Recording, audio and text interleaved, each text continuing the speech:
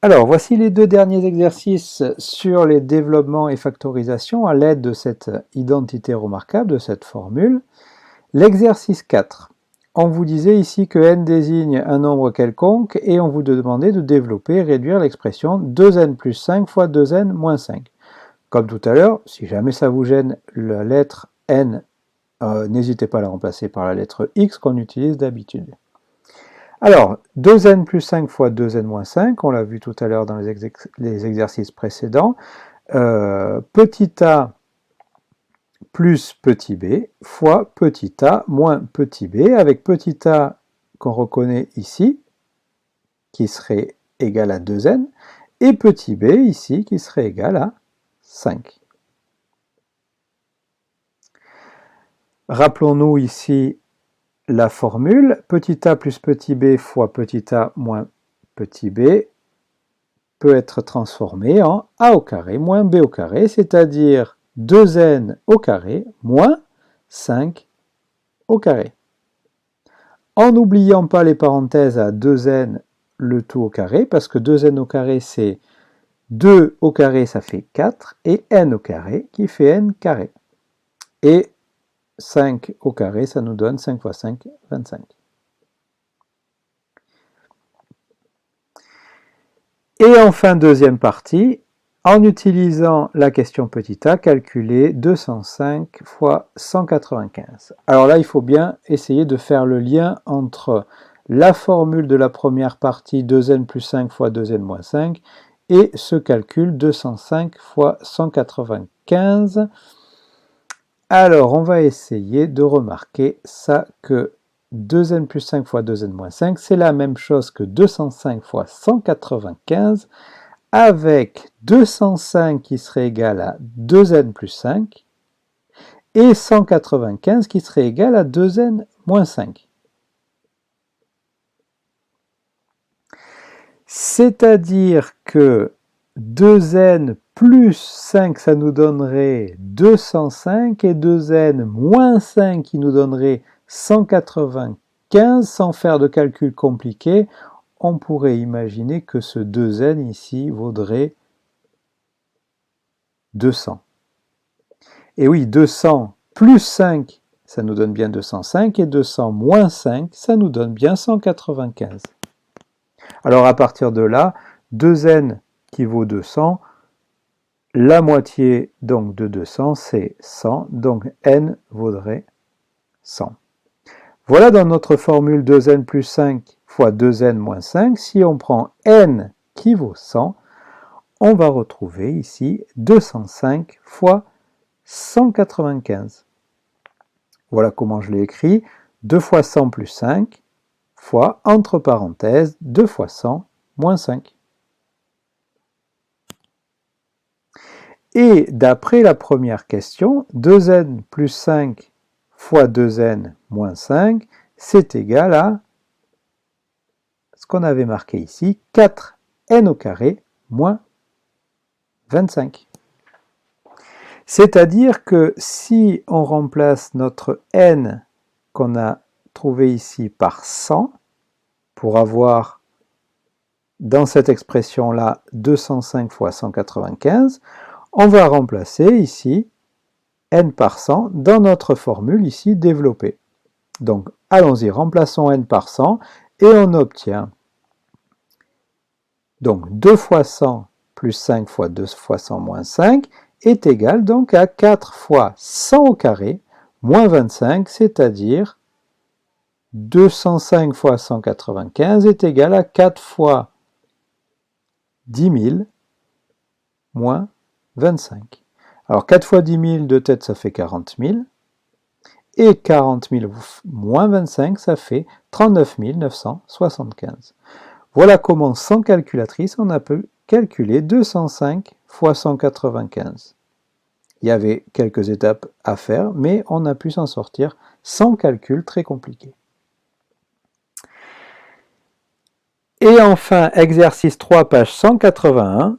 On vous disait ici, Inès choisit un nombre, elle élève au carré et soustrait 36. Elle obtient 0.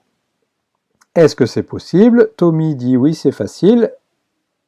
Elle a choisi le nombre 6. Et Inès dit non, j'aurais pu, mais ce n'est pas 6. Question, quel nombre a choisi Inès? Alors d'abord, on peut vérifier que ça marche bien avec 6. Si on prend 6, on l'élève au carré, 6 au carré, 36, et 36 moins 36, ça donne 0. C'est bien ça. On aurait pu choisir 6.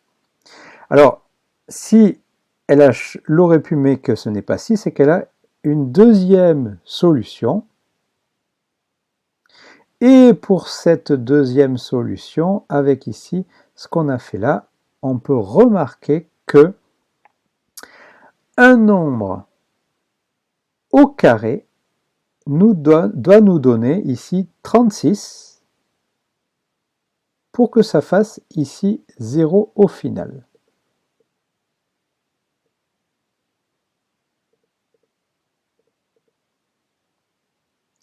Alors, je vous laisse réfléchir un petit peu. Quel nombre au carré peut donner 36? Bien sûr, il y avait 6, mais est-ce qu'il y aurait une deuxième solution?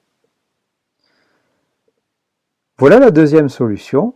Quel nombre au carré peut nous donner 36? Certains auront peut-être pensé à cette solution, c'est moins 6.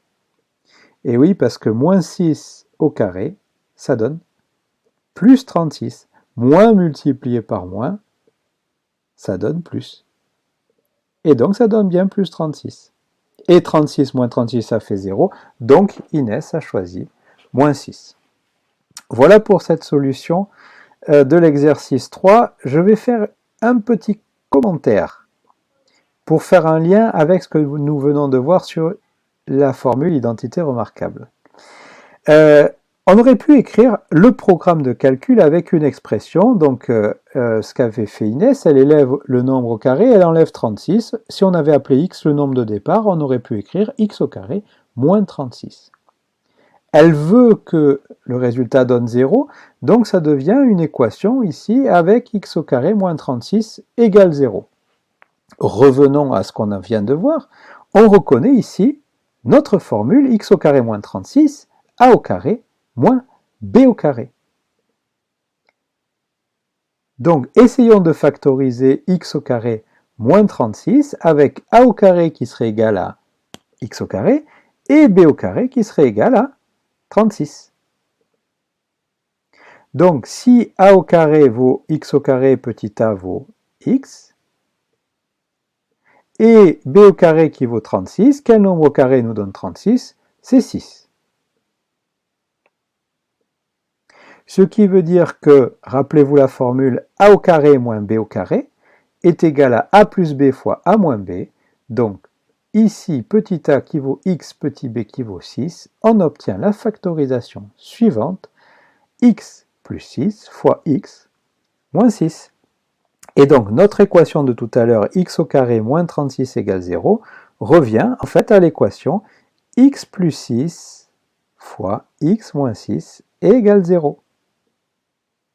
Alors regardez ici les deux facteurs ici, x plus 6 et x moins 6.